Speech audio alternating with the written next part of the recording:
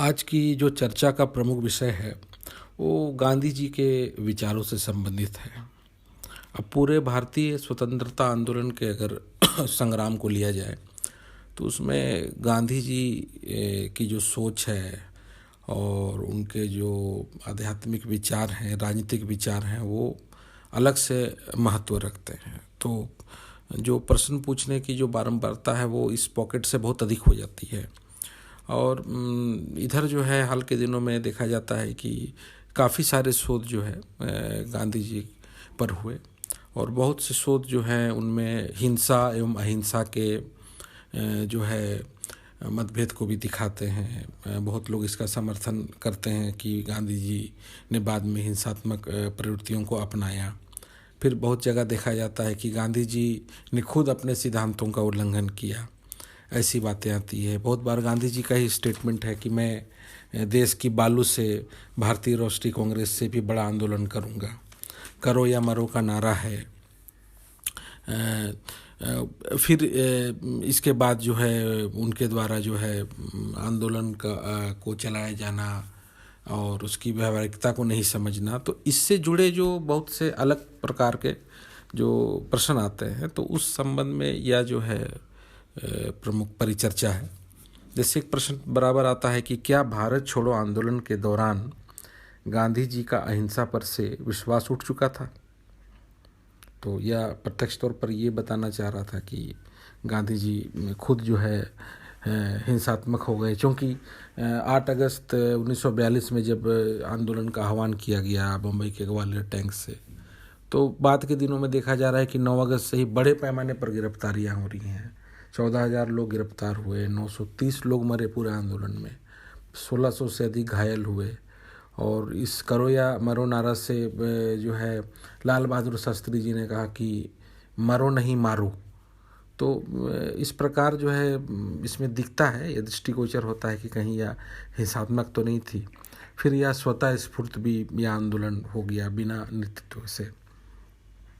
तो ऐसे में जो है इन सब परिस्थितियों से ये विचार जो है प्रमुख आता है। अब यहाँ समझने की थोड़ी एक बात है यहाँ, क्योंकि व्यक्ति के जो जीवन का अनुभव होता है वही उसका सबसे पहला सिद्धांत होता है। चाहे वो लाख पुस्तक पढ़े या किसी भी अध्यात्म से प्रभावित हो, क्योंकि हम जानते हैं कि गांधी जी ने लगभग विश्व की सभी धर्मों का, दर्शन का अध्ययन किया था और बहुत प्रभावित थे। उन्होंने अपनी पुस्तक माई एक्सपेरिमेंट विथ ट्रूथ में कहा भी कि मारने के लिए जो है मेरे पास कोई कारण नहीं है, लेकिन मरने के लिए जो है मेरे पास बहुत कारण है। तो अपने आप में भी ये प्रश्न आते हैं। तो अगर हम गांधी जी के भारत में आने से पहले यानी 1915 से पहले अगर दक्षिण अफ्रीका के जो गिरमिटिया आंदोलन में हम उनको देखें, वहाँ उस तरफ जाए, जो कि 1897 में वहाँ नटाल में जो गिरमिटिया मजदूर थे जो भारत के यूपी और मद्रास प्रांत से गए थे, तो उनके हक के लिए गांधी जी ने काफ़ी लड़ाई की, क्योंकि वहाँ नस्लीय भेदभाव हो रहा था, अंग्रेजों का शासन था। और उस समय जो है नटाल बहुत बड़ा केंद्र बना हुआ था गिरमिटिया आंदोलन का। तो बतौर उन्होंने वकालत भी वहाँ बहुत जो है सफलता पाई, हालांकि उन्हें वकालत के रूप में भारत में सफलता नहीं मिली। तो ऐसे में यहाँ एक बहुत रोचक तथ्य भी है कि 1897 में ही जब विश्व में प्लेग फैला था, तो गुजरात में भी प्लेग का बड़ा प्रभाव था, अन्य यूरोप में भी था, दक्षिण अफ्रीका में भी था। तो इसी बीच जो है जब गांधी जी डरबन पहुँचे थे तो लोगों ने भी विरोध किया। और जैसा आज जो कोरोना में क्वारंटीन किया जाता है, तो प्लेग में उस समय जो है 24 दिन का क्वारंटीन किया जाता था, क्योंकि उसमें 24 दिन में ये लक्षण जो है उसके जो है सामने आते थे।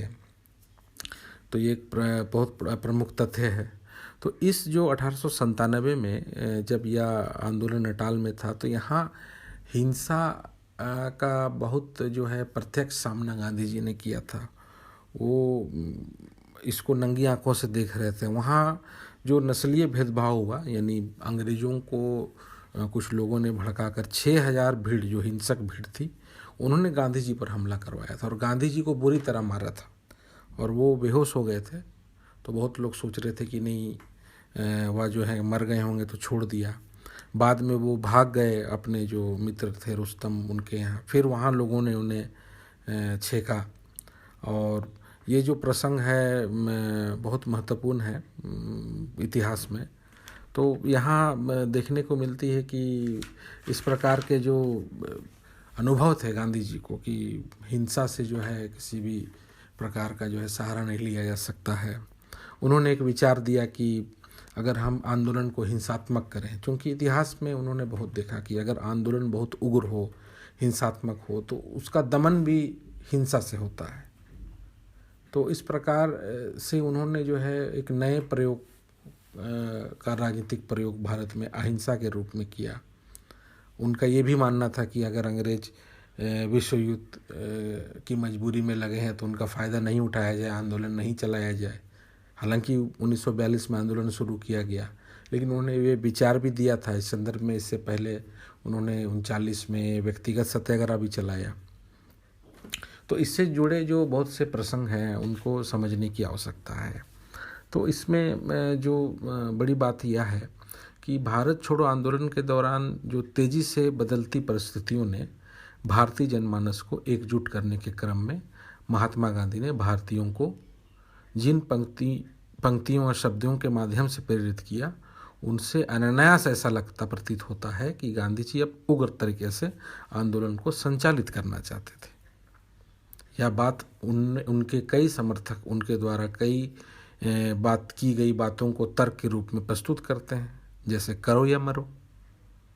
तो इसमें गांधी जी का यह आश्वासन था कि अगर जनता हिंसा पर भी उतर जाएगी तो मैं इस आंदोलन के मध्य हिंसा का खतरा मोल लेने को तैयार हूँ।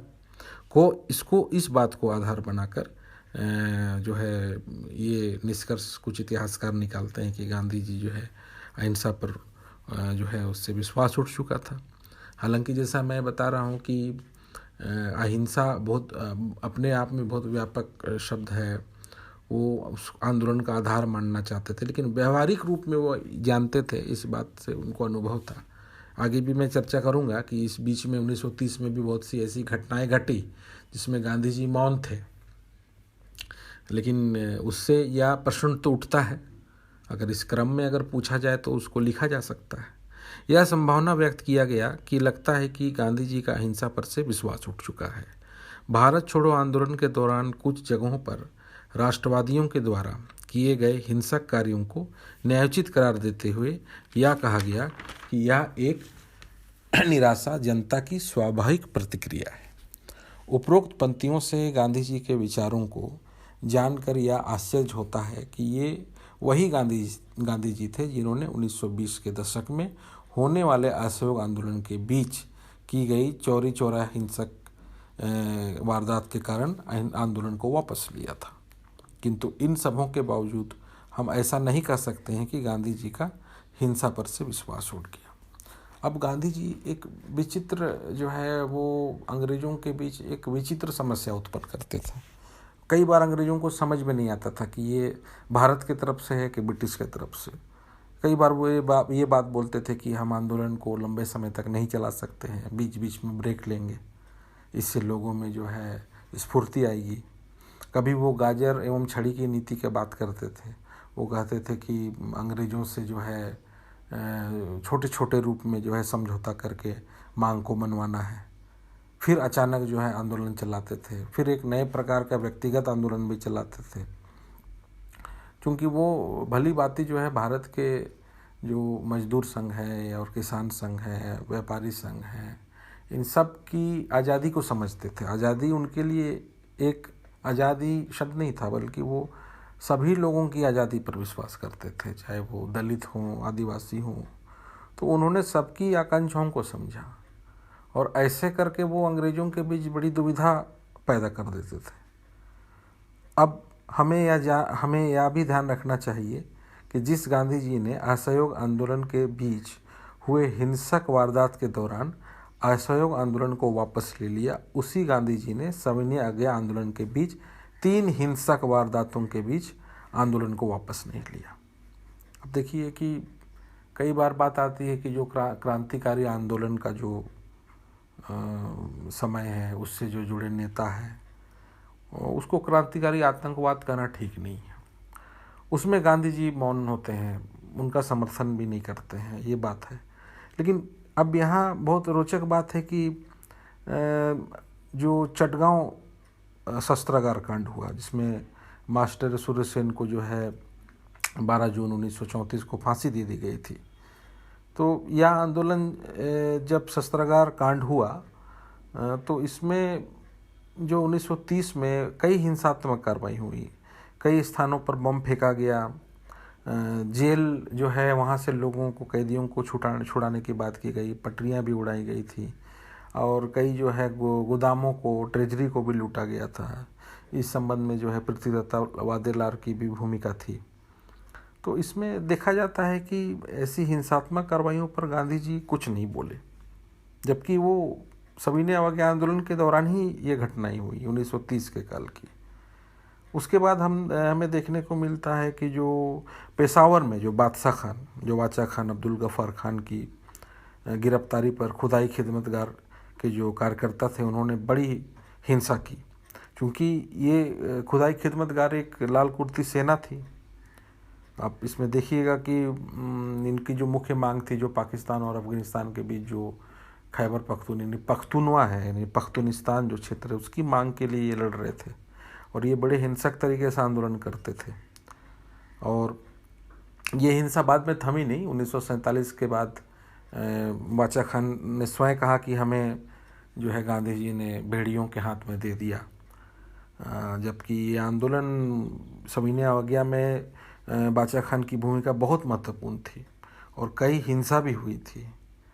किस्सा खानी जो जगह है, वहाँ की हिंसा का इतिहास में बहुत प्रमुख योगदान है। जो 1947 के बाद जो पाकिस्तान में और फैसल खान ने जो खुदाई खिदमतगार का नेतृत्व किया, हिंसा की, वो उस समय भी सक्रिय थे, परंतु गांधी जी ने इसके बारे में कुछ नहीं बोला, वो मौन रह गए। तीसरी जो प्रमुख घटना थी वो सोलापुर के मिल मजदूरों की हिंसक वारदातें थी। उन्होंने जो है अंग्रेजों के खिलाफ जमकर हिंसा की। और चौथी जो प्रमुख हिंसात्मक कार्रवाई थी जो सविनय अवज्ञा से जुड़ी, वो थी नागालैंड में रानी गैदनलियों का जो विद्रोह था। अब इसमें पाइएगा कि आप वहाँ जो रानी गैदनलियों थी वो मणिपुर से थी, लेकिन वो 13 वर्ष में ही जो नागा राजा जादो नाग के संपर्क में आई और जो है बाद में देखिएगा कि जादो नाग को जो है गिरफ्तार कर लिया गया था और फांसी दे दी गई। और उन्होंने 1932 से लेके 33 तक अंग्रेज़ों को जो है छापा मार युद्ध में बड़ी हिंसक वारदातें की। इस कारण जो उन्हें 14 साल की सज़ा हुई, 1947 में छोड़ दी गई। तो ये जो कुछ ऐसी घटनाएं हैं जो ये प्रश्न उठाती हैं, इस फैक्ट पर बहुत इतिहासकार जाते हैं कि गांधी जी जो है सिद्धांत के प्रतिकूल जो है व्यवहारवाद की तरफ जा रहे थे। वो समझ रहे थे कि आंदोलन जो है द्वितीय विश्व काल में लोग उग्र हो रहे हैं और करो या मरो का नारा के माध्यम से उनमें स्फूर्ति लाना जरूरी है। तो इन उपरोक्त जो गतिविधियों से यह पता चलता है कि गांधी जी की जो नीति का मुख्य कारण था वो जन आंदोलन के पीछे आम जनता की स्वाभाविक प्रतिक्रिया थी। अर्थात अब गांधी जी धीरे धीरे इस निष्कर्ष पर पहुँचे कि जन आंदोलन पूरी तरह अहिंसक नहीं हो सकता एवं न ही जनता की भावना पर पूरा नियंत्रण स्थापित किया जा सकता है। इस प्रकार अहिंसा के प्रति उनकी दृष्टि अधिक जो है व्यवहारिक हो गई। जैसा मैंने बताया कि जो 1942 का आंदोलन है, इसमें बहुत से प्रयोग थे, जो कि नेतृत्व जो है वो योजना बनाती थी, लेकिन उसका जो है आंदोलन नेतृत्व विहीन भी होता है। द्वितीय स्तर पे जो नेतृत्व है उसको आगे नहीं बढ़ा पाते हैं बहुत अच्छी तरीके से, फिर उसका दमन भी होता है। उसके पीछे जो है सामाजिक पृष्ठभूमि को समझना है। इस संदर्भ में जो है एक प्रश्न और आता है कि क्या भारत छोड़ो आंदोलन एक स्वतः स्फूर्त था, जैसा मैं बात कर रहा हूँ कि नेतृत्व विहीन हो गया। तो अब इसमें देखा जाता है कि गांधी जी शुरू में ही गिरफ्तार हो गए थे, तो गांधी जी के आंदोलन की तुलना में इस आंदोलन में नेतृत्व नियंत्रण जो था वो थोड़ा सा जो है वहाँ पर कम दिखता है।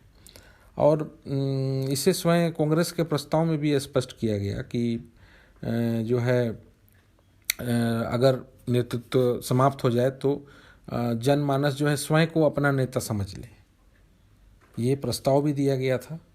तो इस संदर्भ में आंदोलन जो है स्वतः स्फूर्त हुआ।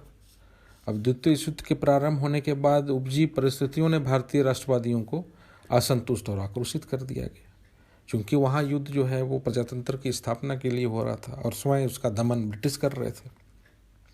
तो कांग्रेसियों ने जो मांग अंग्रेजों सरकार के समक्ष रखी थी, उसके स्थान पर 2 दशक पुरानी मांगों को पूरा करने का आश्वासन दिया गया। इसमें जो है कई गिरफ्तारियां हुई, जैसे मैंने बताया। तो एक जो उम्मीद की जो किरण थी, उम्मीद की जो अपेक्षा थी, वो लिमिटलेस हो गई, वो सीमाहीन हो गई। और लोग भी इस बात को समझ चुके थे कि जो है अब जो है इसके लिए हमें बड़े तीव्र तरीके से, उग्र तरीके से जो है इसके लिए आंदोलन करना पड़ेगा।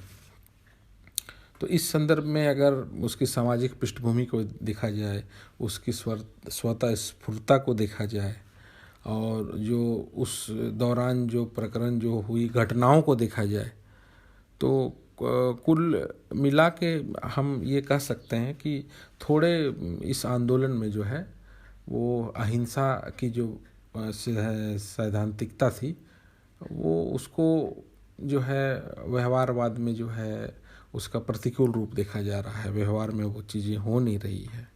इसलिए भी यह प्रश्न भी आता है कि भारत छोड़ो आंदोलन ने जो है भारतीय स्वतंत्रता को प्राथमिकता की पहली सूची में लाकर खड़ा कर दिया था।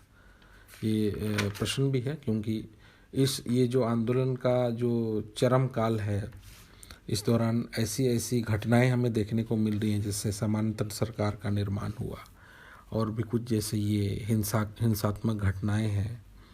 फिर बाद में मुस्लिम लीग भी इससे कुछ अलग थलग है। तो ऐसी परिस्थिति में जो है यह प्रश्न उठता है कि गांधी जी कहीं अहिंसक से हिंसक तो नहीं हो रहे थे।